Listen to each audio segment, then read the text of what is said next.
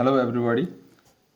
आज हामी इपिडेमियोलोजीमा एकदमै इम्पोर्टेन्ट मानिने स्टडी कोहर्ट र केस कन्ट्रोल, यो दुईटा स्टडीको बेसिक डिफरेन्स के हो त्यो बारेमा म अलिकति बताउन गइरहेको छु। जसरी कि तपाईलाई थाहा छ, एउटा कोहर्ट स्टडी हुन्छ, अर्को केस कन्ट्रोल। यी दुवै अब्जर्भेसनल स्टडीहरू हुन्। यी दुवै observational study, observational analytical study डिजाइनहरू हुन्। ओके, हामीले कोहर्ट र केस कन्ट्रोल स्टडी बुझ्नुभन्दा अगाडि यसको केही डिफ्रेन्सेसहरू हेरौँ। फर्स्टमा कोहर्ट स्टडी र केस कन्ट्रोल स्टडीको एकदमै कन्ट्रास्टिङ डिफ्रेन्स भनेको यो पर्सपेक्टिभ स्टडी हो हैन। यसलाई हामी फरवर्ड लुकिङ पनि भन्छौँ भने यो स्टडी चाहिँ रेट्रोस्पेक्टिभ स्टडी हो। रेट्रोस्पेक्टिभ, जसलाई हामी ब्याकवर्ड लुकिङ, यो फरवर्ड लुकिङ नेचरको हुन्छ, यो ब्याकवर्ड लुकिङ नेचरको हुन्छ है। यसको बारेमा म डिटेलमा यो डिफ्रेन्स भनिसकेपछि फेरि भन्छु। अर्को पेक्युलियर डिस्टिङ्ग्विसिङ फ्याक्टर भनेको चाहिँ यो स्टार्ट विथ एक्सपोजर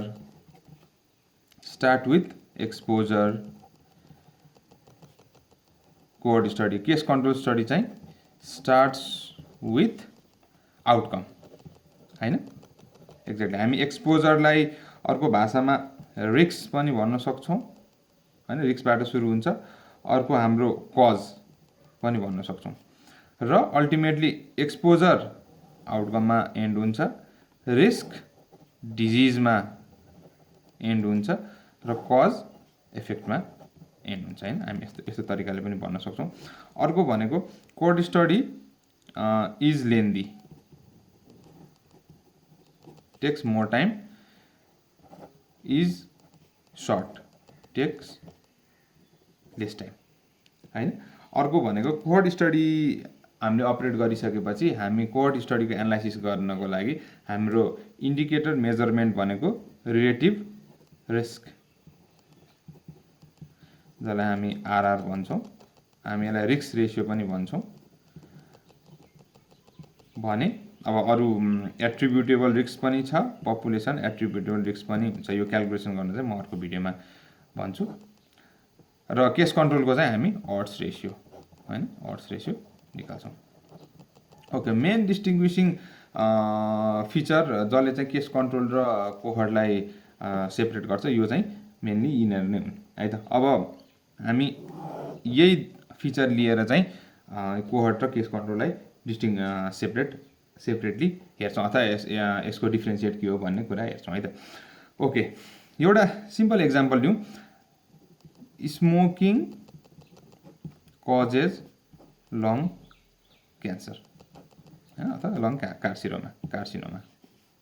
ओके, यो स्मोकिङ मैले किन लिएको भने किनकि यो एकदम रिनोड एक्जाम्पल पनि हो, प्लस अब यो बुझ्न अन्डरस्ट्यान्डेबल पनि छ। स्मोकिङ कज लङ क्यान्सर यो हाम्रो प्र्याक्टिकल लाइफमा इम्प्लिमेन्ट पनि भइरहेको र हामीले अब्जर्भ गरिरहेको फेनोमेना पनि भएको हुनाले यो एक्जाम्पल लिएर आज यसलाई यो एक्जाम्पलबाट बुझाउन सजिलो हुन्छ होला है त। ओके, अब यो हाम्रो एउटा मानौ यो हाइपोथेसिस भयो हैन। हाम्रो हाइपोथेसिस चाहिँ के हो भनेदेखि स्मोकिङ कजेज लङ क्यान्सर हैन।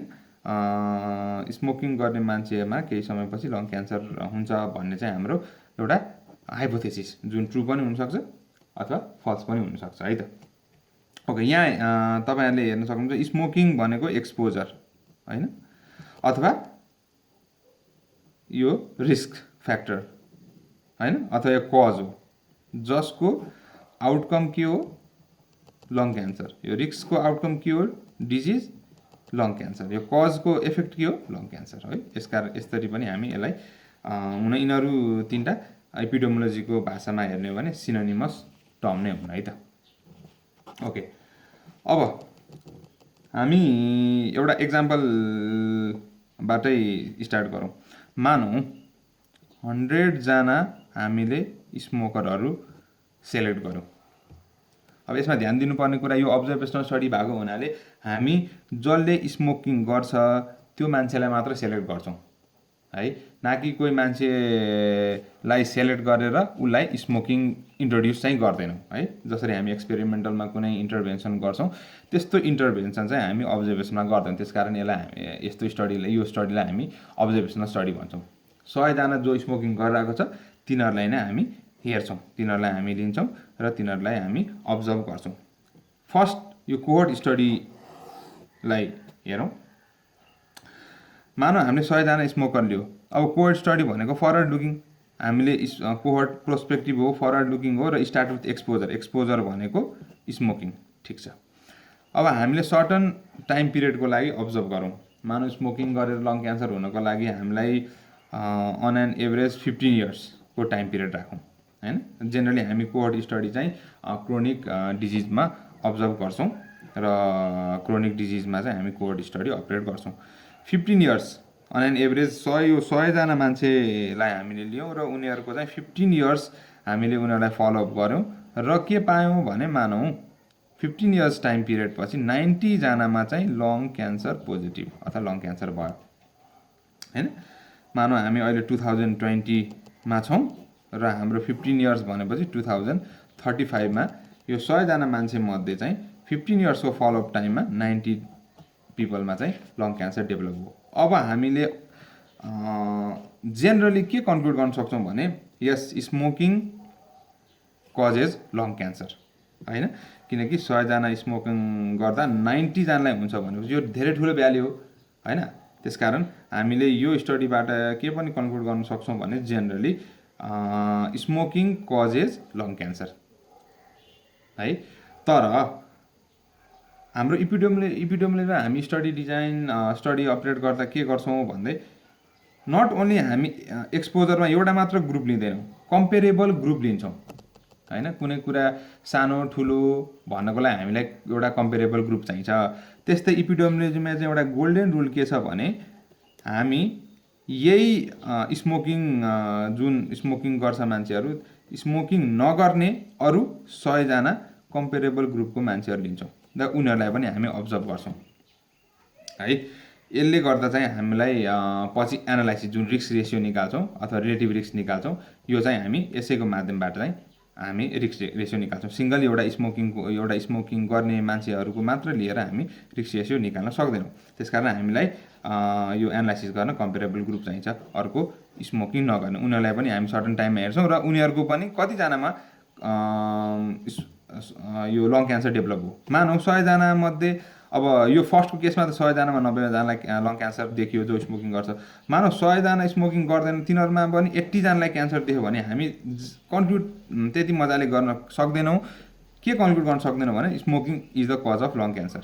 किनकि स्मोकिङ गर्नलाई पनि लङ क्यान्सर लगभग धेरै मात्रा देखेको छ र स्मोकिङ नगर्नलाई पनि लङ क्यान्सर धेरै मात्रामा देखिएको छ हैन। त्यसकारण हामी रिलेटिभ रिस्कको माध्यमबाट यसलाई most probably smoking might not be the major cause of lung cancer अथवा there might be other factor responsible for lung cancer भनेर कन्क्लुड गर्न सक्छौँ। यो यसको लागि हामी रिलेटिभ रिस्क निकाल्छौँ। Risk attributed risk population attributed risk त्यो चाहिँ म अर्को भिडियोमा तपाईँलाई भन्छु। तर मैले अहिले जस्ट एक्जाम्पल दिन खोजेको के हो भने यस्तो तरिकाले चाहिँ हामी कोहोर्ट स्टडी गर्छौँ। कोहोर्ट स्टडी भनेको start with the exposure and with the outcome हैन।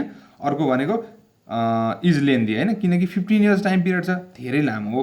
यो 15 इयर्स टाइम पिरियडमा धेरै चेन्जेसहरू आउन सक्छ हैन। किनकि अब कतिजना मान्छेहरू यो फलोअपबाट 15 इयर्ससम्म यो स्टडीमा नबस्न पनि सक्छ अथवा कतिपयको डेथ भएको हुनसक्छ हैन। त्यसकारण उनीहरू लस्ट टु फलोअप हुन्छ। त्यसकारण यो प्रोसेस एकदम लेन्दी हो। यही जुन लिमिटेसन कोहोर्ट स्टडीको छ त्यो लिमिटेसनलाई ओभरकम गर्न चाहिँ केस कन्ट्रोल स्टडी हामी युज गर्न सक्छौँ। अब केस कन्ट्रोल स्टडी हेर्नुहोस्। केस कन्ट्रोल स्टडी भनेको इट स्टार्ट्स विथ रेट्रोस्पेक्टिभ स्टडी हो हैन। यहाँ लेखेको छ रेट्रोस्पेक्टिभ स्टडी हो, ब्याकवर्ड लुकिङ। यो जसरी एक्सपोजरबाट आउटकममा गयो यो चाहिँ आउटकमबाट एक्सपोजरमा पछाडि आउने। जस्तै अब मानौँ हाम्रो आउटकम यही एक्जाम्पललाई लिउँ। लङ क्यान्सर चाहिँ हाम्रो आउटकम हो अथवा डिजिज हो अथवा इफेक्ट हो। ओके, अब हामीले के गर्छौँ भने आउटकमबाट स्टार्ट गर्छौँ। भन्नुको मतलब हामी जसरी 100जना स्मोकर लियो त्यस्तै 100जना पेसेन्ट लिन्छौँ जसलाई चाहिँ लङ क्यान्सर भएको छ। र अब हामी ब्याकवर्ड मुभ गर्छौँ र के पत्ता लगाउँछौँ भने यो 100जना मान्छे मध्ये कतिजनाले चाहिँ स्मोकिङ गर्थ्यो त, हैन? जस्तै हामी यो 100जना लङ क्यान्सर मान्छेहरू जेनरली अब कुनै एउटा क्यान्सर हस्पिटलमा गएपछि हामीले यो 100जना मान्छेहरू भेट्न सक्छौँ, गाह्रो हुँदैन। र त्यो 100जना मान्छेलाई कन्ट्याक्ट गर्छौँ र अब हामी हिस्ट्री लिन्छौँ उनीहरूको। यसलाई हामी हिस्ट्री टेकिङ पनि भन्छौँ, हिस्ट्री टेकिङ सर्वे अथवा हिस्ट्री टेकिङ स्टडी डिजाइन।